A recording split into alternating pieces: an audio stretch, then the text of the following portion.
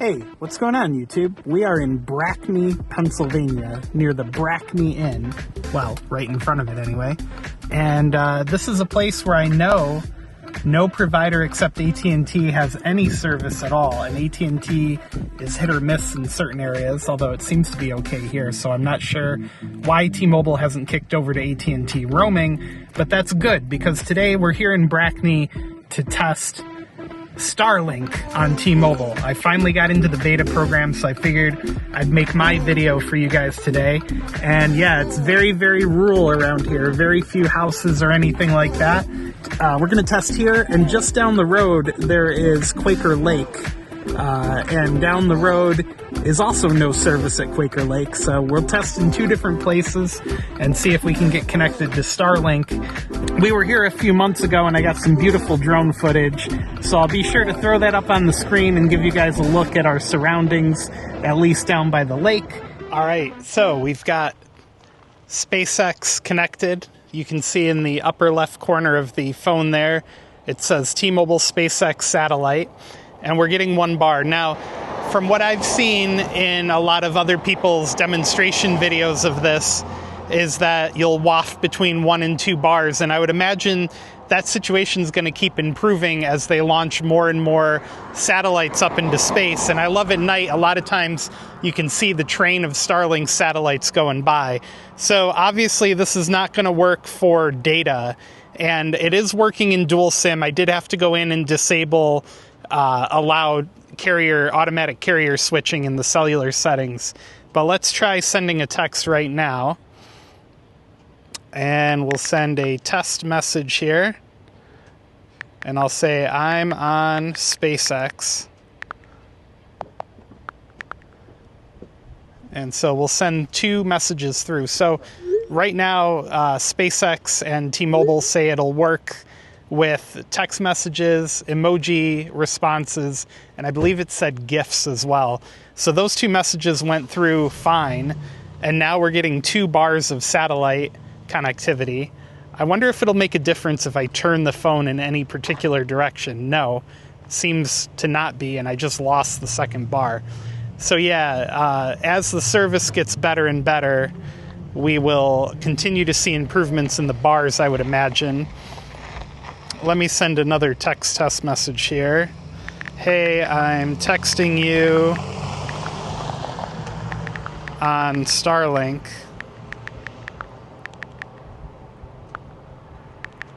Satellite service. So this is going to be an iMessage now. And we're back up to 2 bars. No, gone. So the messages do seem to take a minute to send, and I think it'll be really, really awesome to see. I think they said it was coming this summer, how calls and data manage to work on Starlink. I can't imagine it'll be very fast. I'm guessing probably only a couple megabits per second at most, maybe. And I believe T-Mobile even said that during the press conference when this service was announced a while ago. All right, so the iMessages are taking considerably longer to send. And I wonder if it has to do with the fact that text messages are probably a little more data intensive. And of course, we just connected to the Wi-Fi at the bar here. So I'll turn that back off. I didn't even remember that I was connected to their Wi-Fi. That's interesting. So, and we just lost.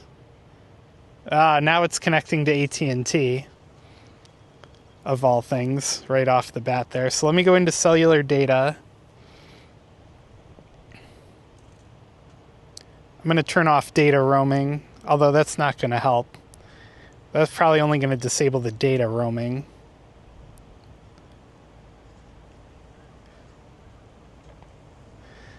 All right, well, it looks like it's switched over to AT&T roaming. See, and that's the thing about this service is that if it even finds the slightest hint of another provider, it's going to switch to that instead of the SpaceX. Which makes sense. You know, if you can use a terrestrial-based service as opposed to having to send the signal to outer space and back, why wouldn't you? But for our purposes, it's kind of annoying. All right, so Let's move on to our next location. We did successfully send a text message via SpaceX, and we didn't receive any yet, but that's all right. Let's move on to we'll go down closer to the lake. Today's video is brought to you by Circledin. Circledin.com lets you split the cost of a wireless family plan from major providers like Verizon, AT&T, or T-Mobile, and even from prepaid providers like Cricket or Google Fi. And now they've even added the capability for you to split the cost of a streaming service from places like Netflix, HBO, Hulu. Check them out at Circledin.com. Thank you again for supporting the channel. All right, I found a good spot here. This is a spot behind a little bit of an embankment that's making it even harder to connect to T-Mobile. And this is your typical Pennsylvania back road here. Swampy, dirty, dusty back road of Pennsylvania. And yeah, so we're showing 1 bar of satellite again. Let's go back and try to text another friend. We'll say, hey, I'm texting you on Starlink. Oops, Starlink satellite. And all right, let's see if it goes through. It's my buddy Arthur here. He has a great YouTube channel, shameless plug. If you want to go check him out, he travels the entire globe, and yet somehow only has about 1,000 subscribers. So very interesting. And it is also interesting to note that this is working through the glass window of the car, and my car's A-pillar is also blocking a lot of the signal here. So we'll see if it goes through. It is taking quite a while for a very small message. I can't imagine that this service is going to be great for data. I mean, I hope I'm wrong, because it'd be freaking awesome. And this is using N25 or Band 25 that used to be part of Sprint. So, for those of you who want to know that fact. So the message, the iMessage is not going through very easily.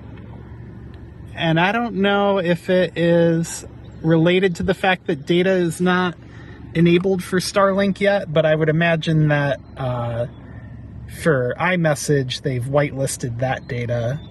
Let's see, who else doesn't have an iPhone? Pretty much my whole friends list is all iPhone. Let's see, who can we send it to? I'll send it to my buddy Lester here. Not delivered. Let's try again. Not delivered. All right. Try again with T-Mobile. Oh, that's why, because it was trying to send it on Verizon. Let's see if it goes through. Yeah, it went through instantly, so that was pretty cool. All right. I don't know what it is. The iMessages just don't want to send. All right, we switched over to Verizon, and we're showing SOS mode. Let's try to send a regular text message first, and use messages via satellite. Get a clear view of the sky, which I have. I mean, granted, it's through a windshield. Looking for signal, satellite available soon. Turn phone to the right.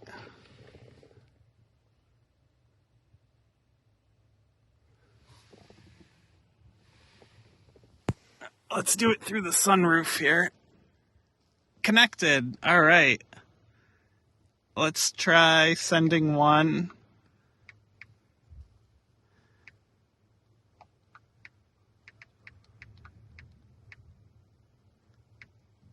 I'm just going to say test on Apple satellite. It says we're connected.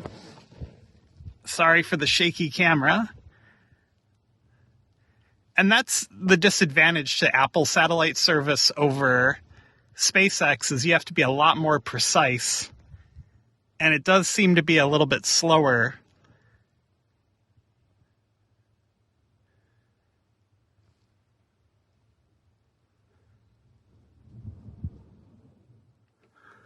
Let's see. Nope, still not going. And that's the other issue with regular satellite service, is that it is much higher up in much higher up in space than a traditional satellite. Let's pull that graphic back up and make sure we're pointed. There we go. Yeah, it still says we're connected. All right.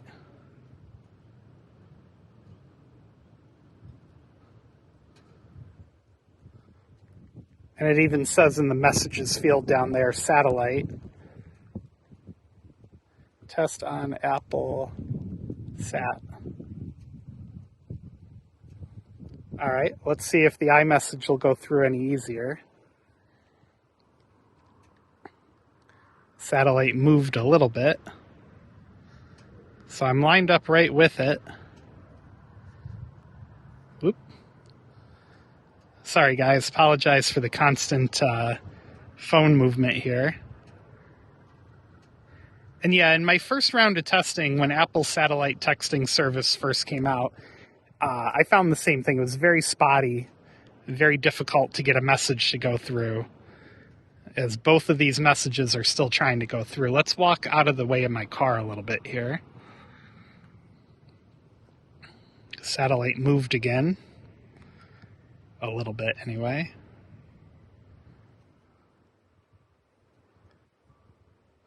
So we're still connected, but nothing's going through. Oh, and before we move on to the lake, I just wanted to show you guys, AT&T is picking up service here. Very, very weak, borderline unusable, but you could still message and email and everything with these speeds. So before we move down to the lake, I just wanted to give you guys that little look.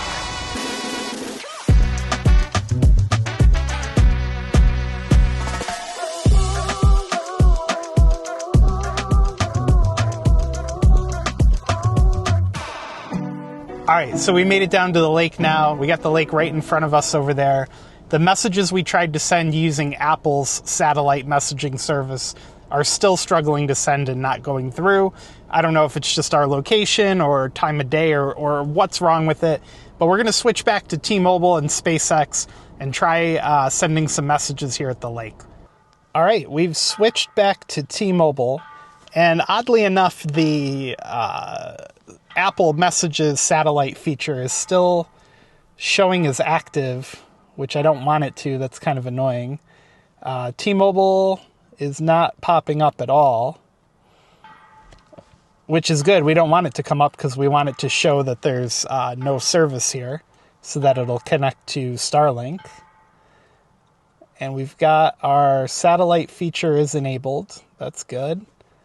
Is there a way to disconnect the Apple satellite? Yeah, disconnect from satellite. There we go. All right. So now hopefully it'll kick over to Starlink. It's showing that we have no service, so it shouldn't be too long before it switches over to SpaceX. And yeah, you can see the lake right in front of us here. This is Quaker Lake. Very beautiful. In the summertime, it's an awesome place to go boating and fishing. I personally have never done it, but I've heard it's cool. And yeah, last time we were here, we got some beautiful drone footage, but a couple days ago, I was recalibrating my drone and I took it out for testing and it decided to yeet itself into a tree. So DJI is working on getting me a replacement. And we actually found 1 bar of T-Mobile LTE here. Yeah. To be very honest with you, I'd rather have SpaceX in a place like this. And there it goes back to no service. So we'll give it another minute and we'll see if it connects to Starlink.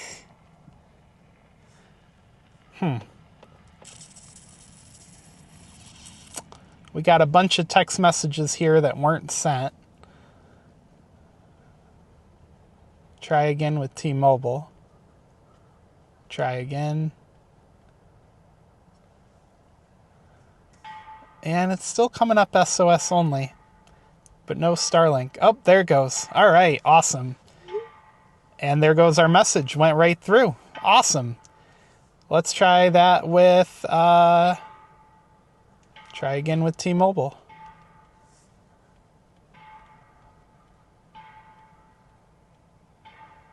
So we got 1 bar.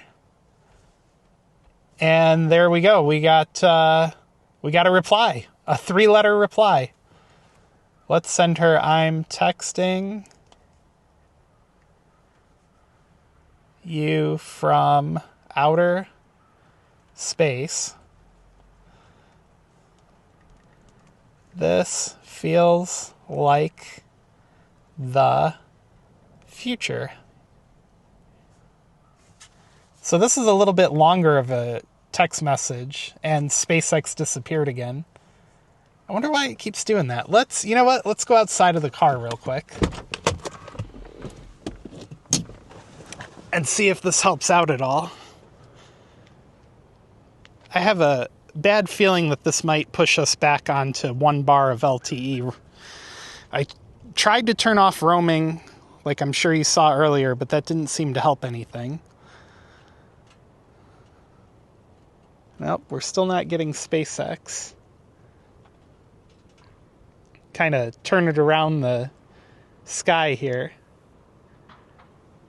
Maybe this hill is blocking our view, but you would think it would be, well, there's a little bit of a hill over there too. You would think it would be coming from the south, because that's like the way you point a satellite dish. I don't know. But yeah, so far this is a very hit or miss experience with SpaceX. I wouldn't call this service ready for prime time just yet. And there's some guy on a scaffold over there banging metal. It's like the only noise out here besides the wind. Man, that's a rough job. Yeah, no SpaceX yet. AT&T on the drive to this lake is probably one of the more usable providers for the whole drive. So, sorry, filming with this DJI camera, you're not going to get the best focus on the phone. But we got 105 for the unloaded ping. We're getting in the high 1,000, almost 2,000 for the loaded on the download. But we've got 42.2 on the down and almost 1 on the up. So overall, this is usable service. It's just not super spectacular. So in this instance here in northern Pennsylvania, if you're coming here, you're going to want AT&T because you'll actually have service instead of trying to connect to Starlink, which does not appear to want to work here. It's been a very hit or miss experience here on Starlink. I don't know what's going on or why it's like this, but I would say it needs some work. It needs some refinement, and if they're going to start allowing people to send data on this and make calls, having it drop in and out every couple seconds is not amazing. Although now Starlink has come back. Yes, you are in the video. And look at that, the message went through. So I guess if it's a real short message, it doesn't really have a problem. But if you try to send a longer one, maybe that's where some of the issues coming in. So there you go. Perfect example of the hit or missness of SpaceX, if you will. But yeah, if you're coming to northern PA, maybe just give up on your phone. I mean, you got this beautiful lake in front of you. In the summer, it's going to be warmer and nice here compared to other places. So maybe just forget Starlink here. I don't know. But anyway, guys, if you like the video, give it a thumbs up, hit subscribe down below. And this was my first interaction with SpaceX direct to cell phone connectivity. Overall, again, very hit or miss. Can't say I would depend on it in any fashion, but I thought you guys might enjoy the experience. So thanks for watching.